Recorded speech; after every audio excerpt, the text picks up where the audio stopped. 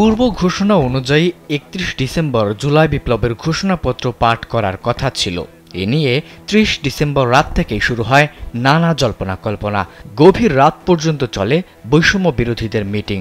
এরপর জানা যায় ঘোষণাপত্র পাঠ নয়, মার্চ ফর ইউনিটি কর্মসূচি পালন করবে বৈষম্য বিরোধী ছাত্র আন্দোলন। মঙ্গলবার বিকেল ৩টায় কেন্দ্রীয় শহীদ মিনারে মার্চ ফর ইউনিটি কর্মসূচিটির ঘোষণা দিয়েছে সংগঠনটি। সোমবার রাত ১:৩০টায় সংবাদ সম্মেলন করে এই বিষয়টি জানায় বৈষম্য বিরোধী ছাত্র আন্দোলনের নেতারা। এ সময় সংগঠনটির সদস্য সচিব আরিফ সোহেল বলেন, ছাত্র জনতার আহ্বানে রাষ্ট্রীয় পর্যায় থেকে জাতীয় ঐক্যমত্যের ভিত্তিতে জুলাই ঘোষণাপত্র প্রণয়নের উদ্যোগ নেওয়া হয়েছে। Introducing High Class by Akij Port.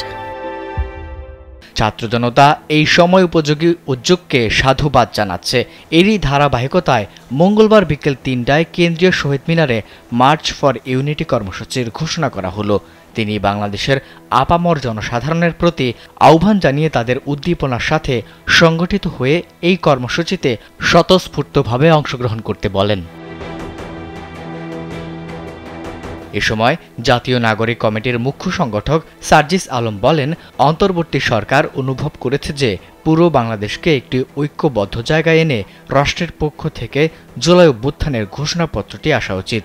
তাই তারা মনে করছে রাষ্ট্র যখনই এই দায়িত্ব নিয়েছে, তাই সরকারের এই সিদ্ধান্তকে স্বাগত জানিয়েছে তারা। সরকার যদি সবাইকে ঐক্যের মধ্যে এনে এই ঘোষণাপত্র বাস্তবায়ন করে এবং সেটি সংবিধানে অন্তর্ভুক্ত হয়, তখন এটির যে স্থায়িত্ব সেটি জাতীয় ও আন্তর্জাতিক গ্রহণযোগ্যতা বেশি হবে।